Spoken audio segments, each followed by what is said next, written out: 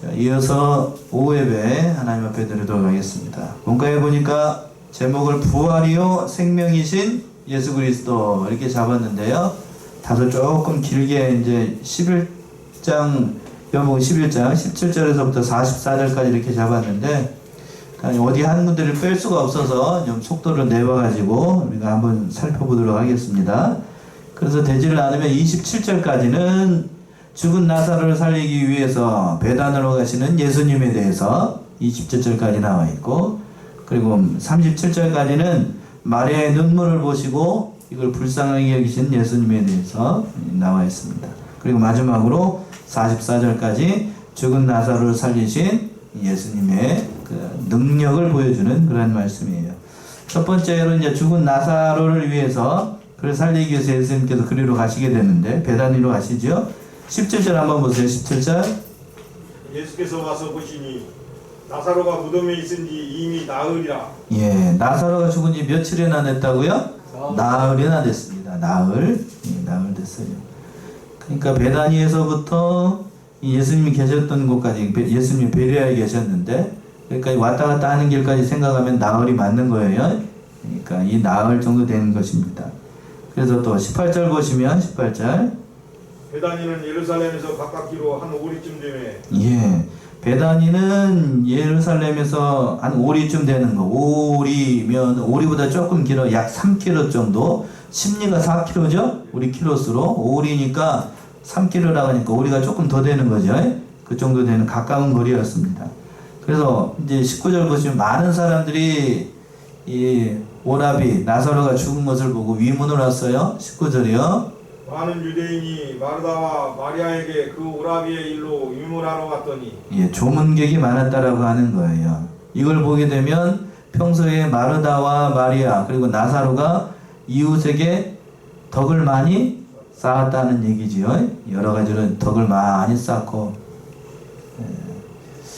덕을 많이 쌓았는지 덕을 못 쌓았는지 아는 것은 애경사가 났을 때 알 수 있어요. 보통 그렇죠. 내가 많이 다녔으면 많이 또 어떻게 되죠? 들어오잖아요. 많이 오고 손님들도 많이 오고, 아무리 이렇게 코로나로 어려운 상황이어도 애경사가 나면은 많이 찾는 것을 보게 되는데, 오늘 말씀에서도 이 나사로가 죽으니까 많은 사람들이 왔다 나가는 건 평소에 이 사람들의 행실이 믿음만 좋았던 것이 아니고, 믿음만 좋은 게 아니고 여러 가지 면에서 덕을 세운 그런 사람이었다라고 하는 거예요.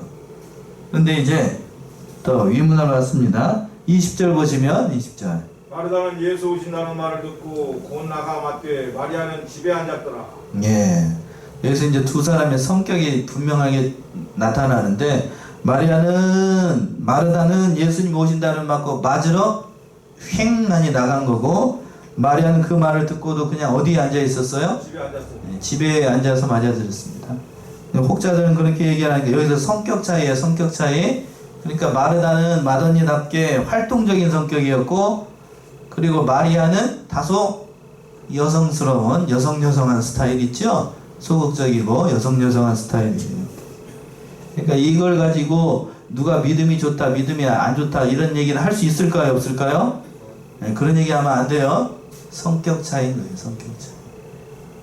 그러니까 둘 다, 두 명의 여인 모두 다 예수님을 끔찍이 사랑했던 사람들이고, 주님을 위해서 헌신 봉사하는데 앞장을 섰던 사람들이 이 두 여자들입니다. 보통은 그렇게 얘기를 하는데, 보통은 마르다보다는 누가 더 믿음이 좋다라고 얘기를 하죠? 마리아가 믿음이 좋다라고 얘기를 합니다만, 제가 봤을 때는 둘 다 좋아요. 둘 다. 보통 그렇게 얘기를 해가지고 마르다는 그렇게 얘기를 합니다. 밥만 잘 짓는 밥순이로 생각을 하기가 쉬운데 결코 아니에요. 결코 그런 사람 아니라고. 목사님들이 그렇게 해서 설교를 해놔가지고 마르다가는 믿음이 별로 시원치 않다 그렇게 얘기를 하는데, 그런 거 아니에요. 오늘 본문의 말씀을 보게 되면 적어도 저보다는 믿음이 좋아요. 저보다는 믿음이 좋습니다. 마르다가 굉장히 중요한 사실들 깨닫게 되고, 또 21절 보시면 21절. 마르다가 예수께 여짜오되 주께서 여기 계셨다면 내 오라비가 죽지 아니하였겠나이다. 예, 오자마자 예수님의 얼굴을 보고 그렇게 얘기를 하는 거예요. 예수님이 여기 계셨으면 제오라비 나사로가 죽지 않았겠습니다 라고 하는 거예요. 이걸 잘못 해석하게 되면 이 마르다가 마치 불평하는 것처럼 들리기 쉬운데 그런 거 아니에요. 계셨다라고 하면 살았을 것인데 계시지 않아서 죽었습니다 라고 하는 거고, 한계를 또한 보여주는 말씀이에요. 22절이요. 그러나 나는 이제라도 주께서 무엇이든지 하나님께 구하시는 것을 하나님이 주실 줄을 아나이다. 예, 불평의 말이 아니라는 사실을 여기서도 지금 증명하고 있는 거예요. 지금이라도 하나님께 무엇이든지 구하면 하나님께서 주실 줄로 믿습니다 하는 그런 믿음이 누구에게 있었어요? 마르다에게 있었어요. 마르다에게 있었습니다. 그랬더니 이 말에 대해서 예수님께서 23절처럼 대답합니다. 23절이요.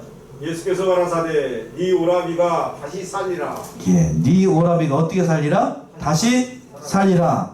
지금까지 마르다가 한 말을 계속해서 듣고만 있던 예수님께서 첫 번째로 내뱉은 말씀이 뭐냐면 네 오라비가 다시 살리라 이렇게 대답을 하신 거예요.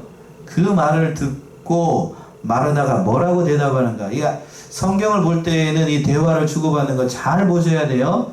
24절이요. 마르다가 가로되 마지막 날 부활에는 다시 살 줄을 내가 아나이다. 예. 마르다가 가로되 어떠한 날? 마지막 날 뭐에? 부활에는 다시 살 줄을 내가 아나이다 라고 되어 있으니까 앞에 마지막 날을 먼저 가로쳐 놓고, 그러면 이 마르다가 부활을 믿었어요? 안 믿었어요? 믿었어요. 믿었지요? 근데 어떤 날 부활할 걸 믿었지요? 마지막 날을 얘기를 하는 거예요. 그러니까 이 마지막 날이 뭔 마지막 날인지 학자들마다 의견이 분분해요. 학자들마다 의견이 분분해. 예수님이 구세주라는 사실을 마르다는 뒤에 가서 알아요. 그래서 이 마지막 날을 우리가 아는 것처럼 진짜로 이 마르다가 예수님께서 다시 오실 재림의 날을 두고서 한 말인지, 예? 재림에 믿었다고 하면 마르다가 굉장한 신앙이에요. 이해가 되셔요? 예. 아직 예수님께서 십자가에서 달려 돌아가시지 않고 부활도 안 했어요. 그런데 뭘 바라보고 있다는 얘기예요? 놀라운 거 아니에요? 그렇게 따진다라고 하면? 그러니까 저보다 믿음이 좋다는 얘기는 이 말을 두고 하는 얘기예요. 예? 그러니까 재림을 믿고 또 마지막 날에 모든 사람들이 부활한다는 사실을 믿었어요. 그러니까 얼마나 대단한 믿음을 가진 여자예요. 밥만 잘 짓는 사람이 아니라니까요. 예, 그렇게 얘기하면 큰 오해를 하는 거예요. 큰 오해를 하는 거. 그랬더니 뭐라고 얘기를 하냐면, 그런데 여기를 보게 되면 마지막 날에 부활한다는 얘기를 믿었다는 얘기는 이 마르다가 정확하게 부활에 대한 의미를 제대로 알고 있는 건 아니에요. 자, 25절 보시면 25절.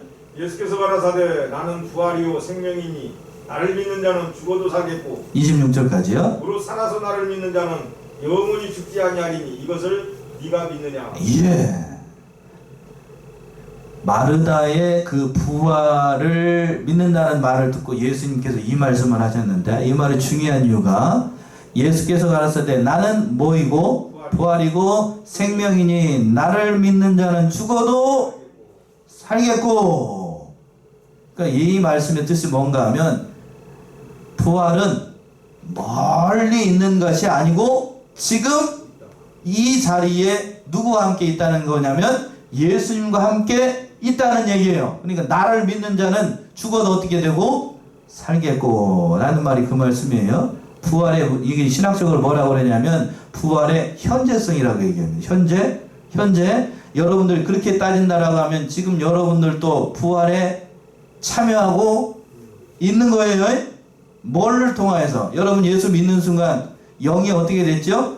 중생했어요. 그러니까 이 중생한 영은 죽어요, 안 죽어요? 안 죽어요. 그 중생한 영은 범죄하지 않고 중생한 영은 죽지 않는다라고 얘기를 하는데, 내가 죽어도 그 영이 살아있기 때문에 나는 죽은 게 아니고 살아 있는 거예요. 그 사실을 지금 얘기를 하고 있는 거예요. 그 사실을 얘기를 하고 있는 거고, 또 26절에서 보시면 무릇 살아서 나를 믿는 자는 어떻게 된다고요? 영원히 죽지 아니한다. 그러니까 살아있을 때 여러분들이 마르다도 마찬가지고 살아있을 때 예수님을 믿는 사람들은 영원히 죽지 않습니다. 믿으십니까? 예, 영원히 죽지 않아요. 그러면서 물어보냐면 제가 물어본 것처럼 이것을 네가 믿느냐라고 물어봤어요. 그러니까 예수님께서 이 말씀을 하시는 이유가 뭐냐면 마르다가 멀리 있는 부활에 대해서 믿었어요.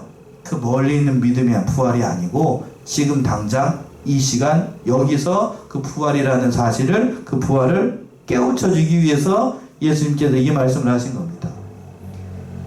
이 말씀을 하시자 이 마르다가 그때 뭐가 띄어졌냐면 그 막혀있던 그 모든 심령의 눈이 딱 떠지고 예수님이 누구인가를 다시 한번 발견하게 돼요. 그 말씀 27절에 27절 보세요. 가로되 주여 그러하여이다. 주는 그리스도시요 세상에 오시는 하나님의 아들이신 줄 내가 믿나이다. 예, 마르다의 신앙 고백이에요. 자, 27절에다가 형광펜 있으신 분 한번 그거 넣어보셔요.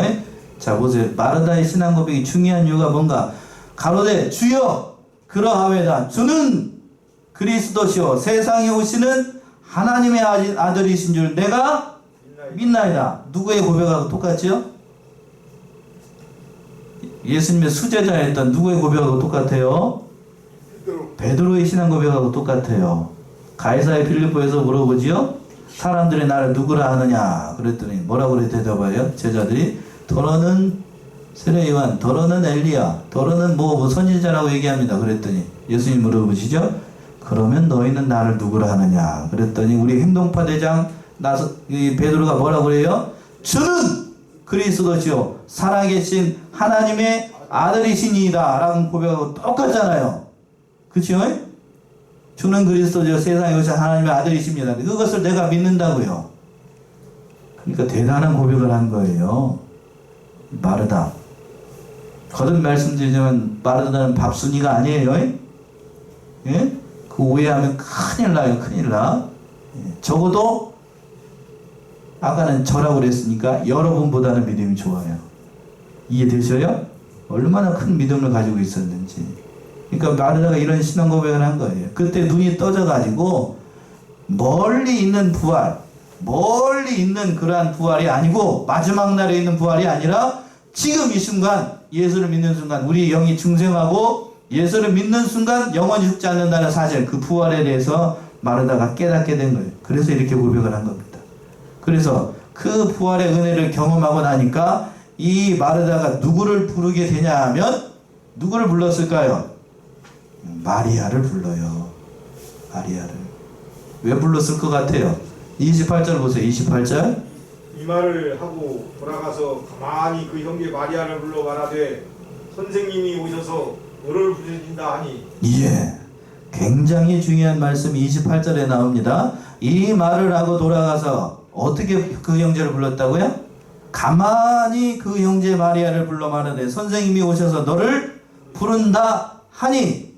부활의 은혜를 깨닫고 난 다음에 마르다가 처음으로 불렀던 것은 누구냐면 그 형제 자기 여동생 마리아를 불러요. 근데 부르는데 요도방당 떨고 그냥 그 성격처럼 그냥 동네방대 예수님이 부활의 주님이네 라고 그렇게 해서 부른 것이 아니고 어떻게 불렀냐면 그 어지러운 그 장례식장에서 시끌벅적 하잖아요. 사람들도 많고. 그런데 누구만 불러요?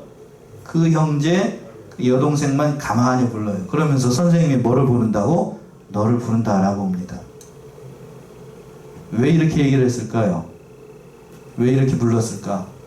그 부활의 은혜, 그 은혜는 복잡한 데에서 그렇게 모든 사람들을 속적이게 하는 데서 만날 수 있는 게 아니고 그 부활의 주님, 그 부활의 주님을 사랑하는 그 동생이 자기가 만났던 그 부활의 주님을 누구도 만나기를 원하기 때문에 이 마리아도 자기 동생 사랑하는 여동생도 그러한 은혜를 경험하도록 하기 위해서 가만히 불러요. 가만히.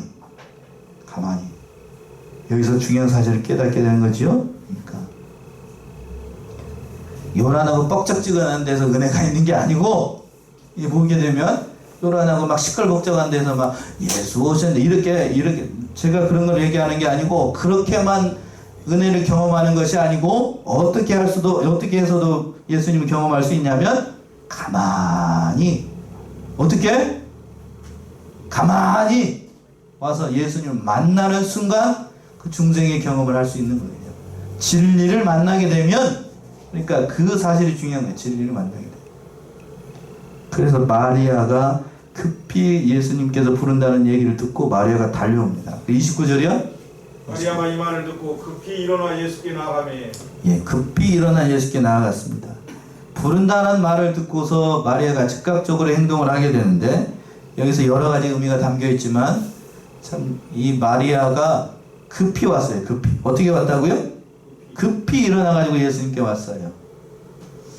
아마 장례식장에 있었기 때문에 많이 울었을 거예요. 사랑하는 자기 오라비가 죽었으니까 많이 울었을 거고, 또 지혜가 더 실제로도 많이 울잖아요.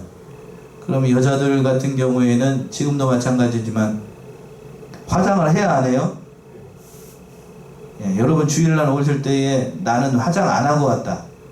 나는 맨 얼굴이 예쁘기 때문에 화장 안 해도 됩니다. 그러면서 아주 용감하게 오신 분이 계셔요? 그런 거 아니지요? 그래도 다 조금이라도 뭐라도 좀 바르고, 그래도 좀 예쁜 옷을 입고 오려고 하지, 말도 잘 안 나오네? 그렇게 하지요? 예. 화장은 나이 드신 연세 드신 저희 어머니도 하십니다. 어디 나올 때? 처음 나올 때는 그래도 뭐라도 하나라도 바르고 나와요. 예. 그냥 가자고 그래도 그렇지 안 그래요? 그렇지 않습니다. 예뻐지고 싶은 건 누구? 여자의 권리이자 의무입니다. 그런데 지금 이 마리아가 급히 왔다고 되어 있어요. 그러니까 집에서 펑펑 울고 있는 예수님께 부른다는 그 말씀 듣고 뭣도 안 보고, 거울도 한번 안 보고 그 팅팅 부은 눈으로 누구를 만나기 위해서? 예수님 만나기 위해서 급히 일어났어요. 여기서 그러니까 예수님께 나올 때는 꾸미고 나오지 않아도 돼요.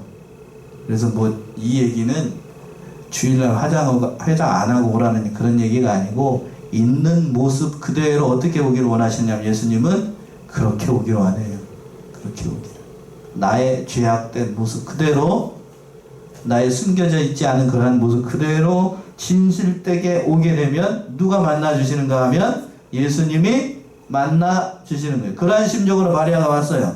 그래서 마리아가 이제 왔습니다. 30절이요. 예수는 아직 마을로 들어오지 아니하시고 마르다에 맞던 곳에 그저 계시더라. 예.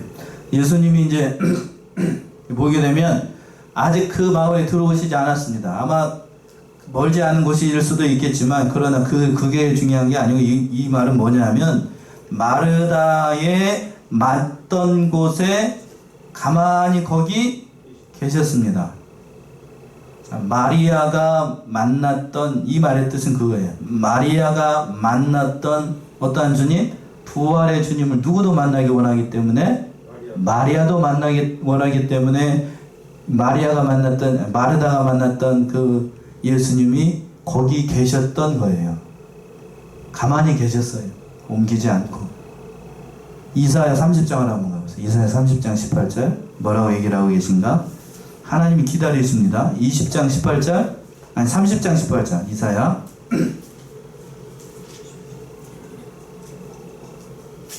그러나 여호와께서 기다리시나니 이는 너희에게 은혜를 베풀려 하심이요 일어나시리니 이는 너희를 긍휼히 여기려 하심이라. 대저 여호와는 공의의 하나님이시라. 무릇 그를 기다리는 자는 복이 있도다.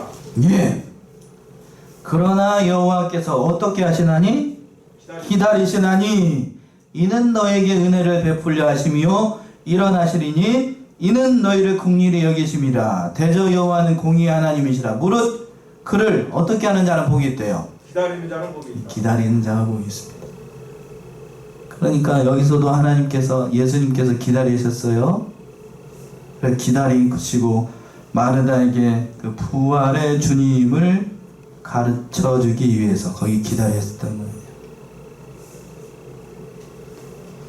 부활의 주님, 특별히 부활의 주님 오늘 본문의 말씀에서 다 경험하게 돼요. 세 남매가 다.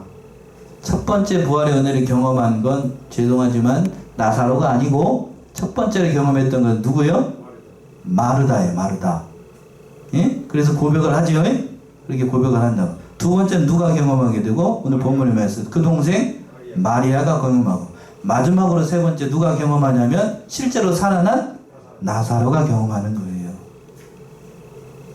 나사로가. 그러니까 우리는 부활하신 나사로가 부활한 걸 가지고 나사로가 살아났으니까 나사로가 부활의 은혜를 경험했는데 천만의 말씀 첫 번째로 경험한 건 누구요? 마르다예요. 마르다. 그러니까 그 경험한 은혜를 가지고 누구에게 전도를 하고? 그 동생 마리아에게 전도를 한 겁니다. 마르다도 처음에는 이 보세요. 마르다하고 똑같이 읽는 거예요. 31절에 31절. 마리아와 함께 집에 있어 위로하던 유대인들은 그의 급히 일어나 나가는 것을 보고 곡하러 무덤에 가는 줄로 생각하고 따라가더니 32절이요. 마리아가 예수 계신 곳에 와서 보이고 그 발 앞에 엎드려 가로되 주께서 여기 계셨다면 내 오라비가 죽지 아니하였겠나이다 하더라. 예. 마리아가 이렇게 따라가니까 급히 일어나가지고 가니까 아마 곡하러 가는 줄 알고 다른 사람들도 따라왔는데, 그런데 거기에서 보게 되면 마리아가 예수님께 와가지고 했던 말이 누구하고 똑같냐면 마르다하고 똑같아요. 뭐라고 얘기를 했는데 주께서 여기 계셨다면 내 오라비가 죽지 아니었겠나이다. 누구하고 똑같냐면 그 마리아하고 똑같아요. 아직 이 마리아도 이름이 비슷해가지고 자꾸 빨리 하려고 그러니까 입에 난다. 마리아도 뭐를 아직 모르냐면 부활에 대해서 아직 알아요? 몰라요? 몰라요. 제대로 몰라요. 아직 제대로 몰라. 제대로 모르니까 이렇게 얘기를 하는 거예요. 그래서 많이 울었어요. 그러면서 많이 울었어요. 엎어져가지고 그냥 크고 울었습니다. 우니까 33절처럼 예수님께서 말씀하시죠. 33절. 예수께서 그의 우는 것과 또 함께 온 유대인들의 우는 것을 보시고 심령에 충분히 여기시고 민망히 여기사. 예. 마리아도 울고 함께 왔던 그 장사꾼들도 울고 그러니까 예수님께서 심령에 통분히 여기시고 민망히 여기셨다라고 되어 있습니다. 왜 그러면 심령에 통분히 여기시고 민망히 여기셨을까? 그들의 뭐를 보고? 불신앙을 보고. 불신앙을 보고. 마리아가 아직 부활을 몰라요. 부활을 제대로 모른다고. 그러니까 그것을 보고 민망히 여기신 거예요. 불쌍히 여기시고. 그리고 난 다음에 예수님께서 뭐라고 말씀하시냐면 34절이요. 가라사대 그를 어디 두었느냐? 가로되 주여 와서 보옵소서 하니. 예, 어디 두었는지를 물어보는 거예요. 마리아에게. 또 그러면서 뭐라고 하시냐면 35절이요. 35절. 예수께서 눈물을 흘리시더라. 예. 신약 성경 가운데 가장 짧은 절이 2절이에요. 예. 예수께서 어떻게 하셨다고요? 눈물을 원어로 보게 되면 한자인데, 예. 이 석자로 되어 있어요. 석자로 되어 있는데 가장 짧은 절 가운데 한 구절인데 예수님께서 눈물을 흘리셨습니다. 성경에서 예수님께서 우신 것이 3번 기록되어 있어요. 예. 첫 번째는 예루살렘이 멸망한 것을 탄식하시면서 우셨습니다. 누가복음 19장에 있는 것처럼 신앙강에서 찾아보지 않겠어요? 거기서 한 번 우셨고, 또 어디에서 우셨냐면 뒤에 가서 겟세마네 동산에서 심한 통곡과 눈물로 기도하셨습니다. 히브리서 5장 7절에 있는 것처럼 그렇게 우셨고, 그리고 마지막으로 오늘 본문의 말씀에서 예수님께서 우셨어요. 그렇다면 왜 예수님께서 우셨을까? 그 영혼이 불쌍해서요? 안타까워서요. 안타까워서. 뭐가 없는 거 앞에서 이미 얘기했어요. 불신앙을 보고.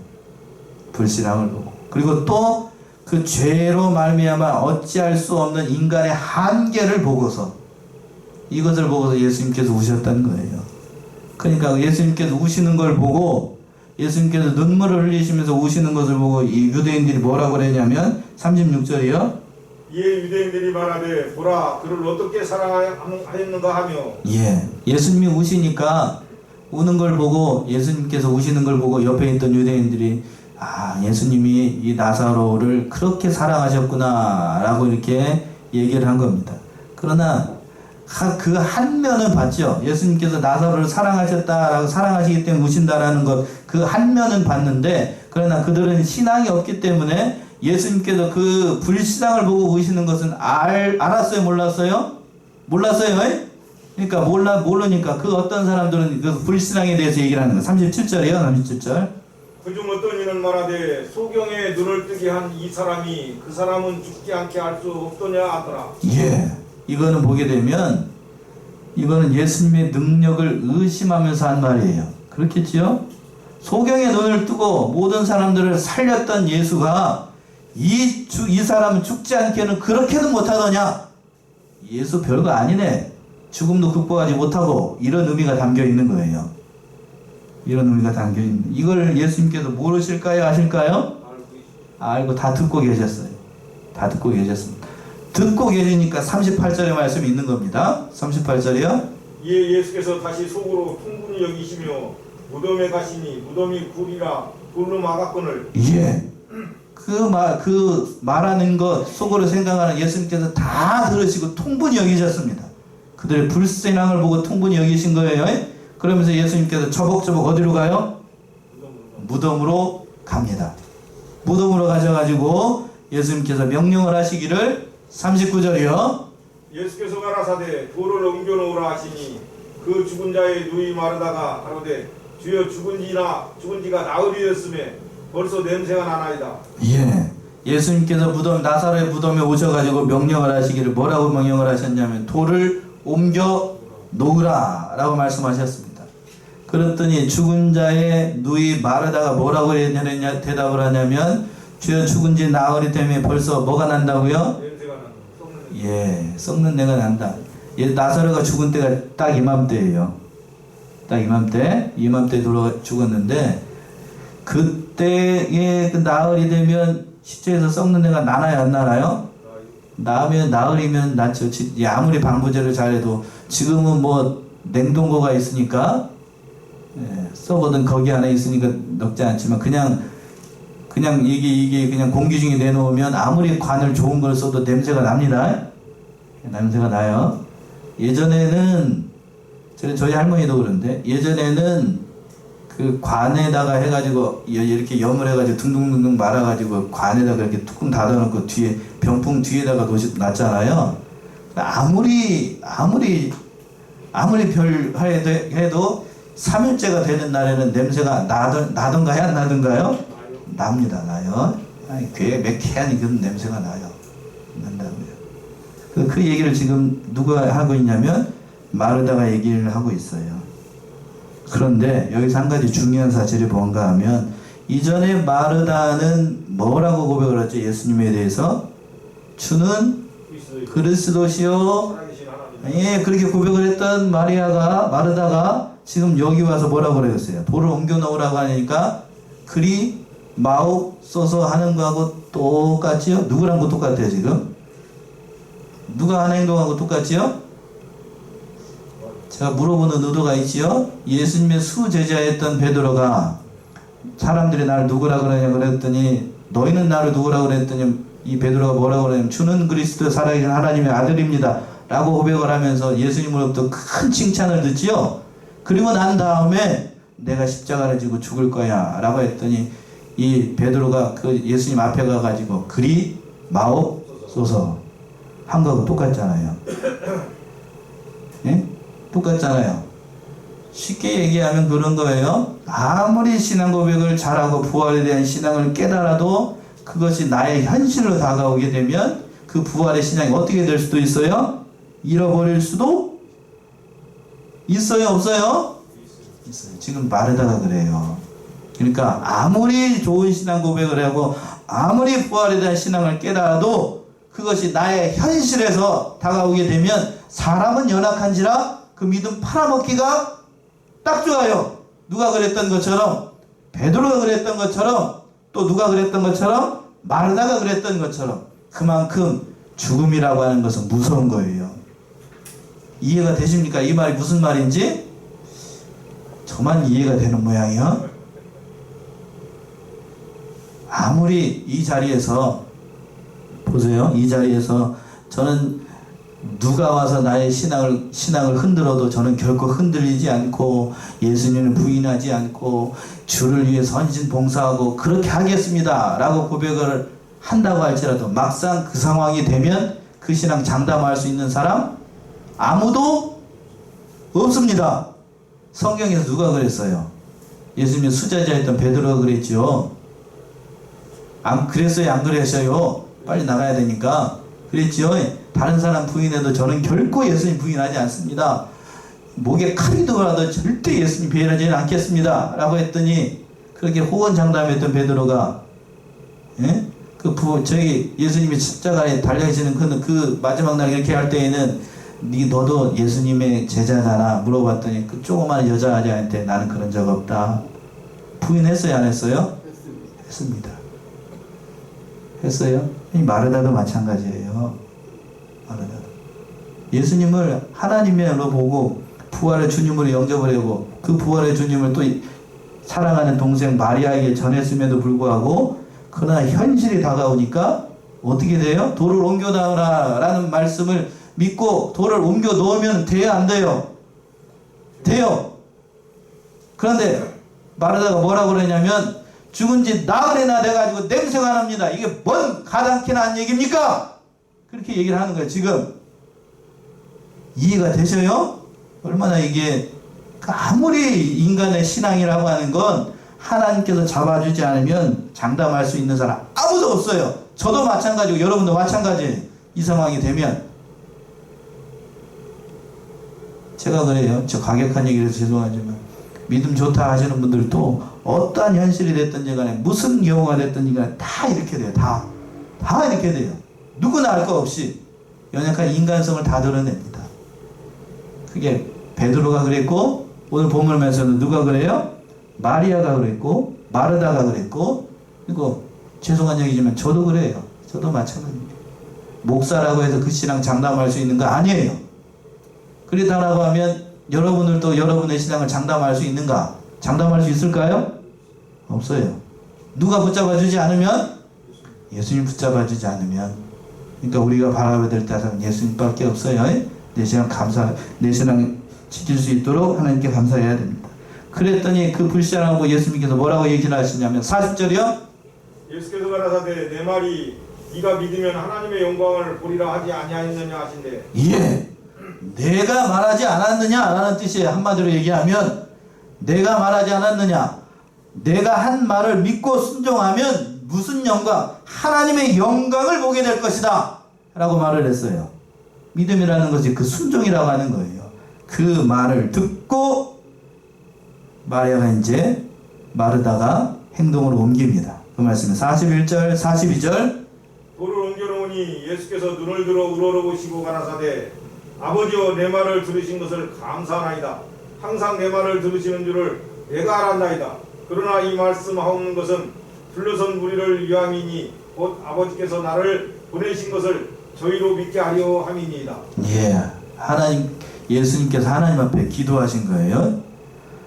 내가 이 일을 행하는 것, 곧 나사로를 살리게 될 건데 나사로를 살리는 것은 이 무리들을 위하면 나를 위한 목적이 아니고 이분들의 믿음을 위하여서 그리고 장차 이 요한복음을 읽게 될 수많은 믿음의 성도들이 예수를 믿게 되면 이렇게 부활할 것을 내다보시고 예수님께서 하나님 앞에 이렇게 세 가지를 기도하신 겁니다. 그러면서 첫 번째로 뭐라고 기도를 했느냐면 아버지 내 말을 들으신 것을 감사합니다. 첫 번째 감사 기도리고 두 번째 항상 내 말을 들으시는 줄을 아나이다 라고 했고 그리고 이 말씀하옵는 것은 누구를 위해서? 나를 위한 것이 아니고 이 믿음 없는 무리들을 위해서 이렇게 기도하셨어요. 그리고 난 다음에 예수님께서 아주 유명한 말씀을 하시죠. 43절이요. 이 말씀을 하시고 큰 소리로 나사로야 나오라 부르시니 예. 44절까지요. 죽은 자가 수족을 배로 동인 채로 나오는데 그 얼굴은 수분에 쌓였더라. 예수께서 가라사대 풀어놓아 다니게 하라 하시니라. 43절에서 그랬습니다. 이 말씀을 하시고 큰 소리로 누구를 불렀어요? 나사로를 불렀습니다. 나사로야 나오너라 라고 했더니 그 순간 누가요? 나사로가 딱 하고 일어나가지고 수건을 동이채로 머리에 꽁꽁 묶은 채로 그냥 그렇게 미라처럼요 그렇게 나왔어요. 저벅저벅하고 나왔어요. 제가 요만한 걸 그 어렸을 때 봐가지고 알아요. 이렇게 꽁꽁 묶죠. 예전에는 세네키로 묶었어요. 세네키 뭔지 아시죠? 더 잘 아시죠 여러분들이? 묶어가지고 삼배트 뒤로 묶고 이렇게 묶고 그냥 얼굴부터 발끝까지 그냥 그 하얀 붕대로 그냥 꽉꽉꽉꽉 묶어놓잖아요. 그렇게 해서 살아나면 세상에 제가 봤을 때는 그렇게 혹시라도 살아나게 되면 도로 죽겠어. 도로 죽겠어. 예. 그 움직이지 못할 정도로 꽁꽁 묶어놓잖아요. 그 채로 누가 나왔어요? 나사로가 나왔어요. 나사로가 나왔어요. 만약 이때 예수님께서 나사로야 나오라라 그러지 않고 모든 자들은 다 어떻게 하라고요? 나오라! 그랬으면 그 순간 다 일어났겠죠? 이거 저와 여러분 다 일어나요? 다 일어나, 다 일어나. 그러니까 어떤 신학자들이, 믿음 없는 신학자들이 그렇게 얘기하면 예수님께서 재림하실 때 뭐라고 얘기를 하실까? 성경에 답이 나와 있죠. 어떻게 일어나라고요? 예? 그렇게 이렇게 말씀을 하실 거 아니에요.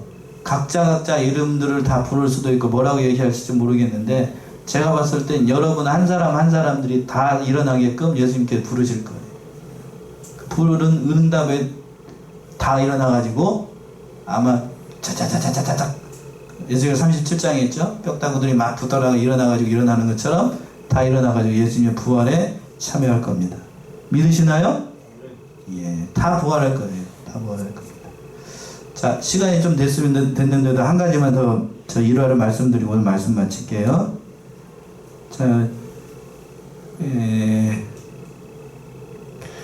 어느 목사님이 한 가지 한 일화가 있는데 에스겔 37장에 보면 뼈다구들이 있죠. 뼈다구들이 있습니다. 한 번 한 것 같기도 하고 여러분들 기억하실지 모르겠는데 한 번은 천사가 그 뼈다구들이 있는 많은 뼈다구들이 있는 그 왕에 와가지고 천사가 와가지고 짠하고 와가지고 뭐라고 얘기를 하냐면 뼈다구들아 지금부터 100m 달리기를 한다. 몇 미터 달리기요? 100m 달리기를 하는데 저기 앞에 있는 100m 달리기 저기 짱 찍고 여기 꼬린 지점까지 온 사람을 하나님께서 구원하신다 라고 이렇게 얘기를 했어요. 그랬더니 뼈다구들이 다 일어나가지고 100m 달리기를 하는 거예요. 100m 달리기. 그러니까 다 와가지고 꼬린 지점 다 왔어. 그럼 다 구원을 얻었죠? 그럼 여기서 문제예요. 뼈다구들이 그럼 구원받은 때는 언제일까요? 문제가 어려우니까 제가 보기를 내드릴게요. 1번 천사가 와가지고 하나님께서 이런 일을 할 것이다 라고 선포하신 때이다. 1번 2번 그 말을 듣고 뼈다구들이 100m 달리기를 하고 오면 하나님이 구원하신다고 하니까 그것을 믿고 뛰려고 한 그 때이다. 3번 믿고서 여기까지 꼬린 지점에 도달하면 구원하신다고 하니까 그 모든 것을 다 믿고 행한 마지막 그때이다. 3번이다. 마지막 4번 요즘 생각이 별로 없다. 답이 없는 것 같다. 4번 몇 번일까요? 1번, 2번, 3번? 1번 선포한 때이다. 아니면 내가 믿고 움직이려 한 때이다. 아니면 아니다. 마지막 3번 다 이루어진 때이다.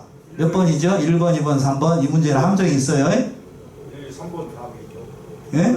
1번이에요, 2번이에요, 3번이에요. 1번 1, 3번이 답이죠. 예. 정답은 답이 없어요.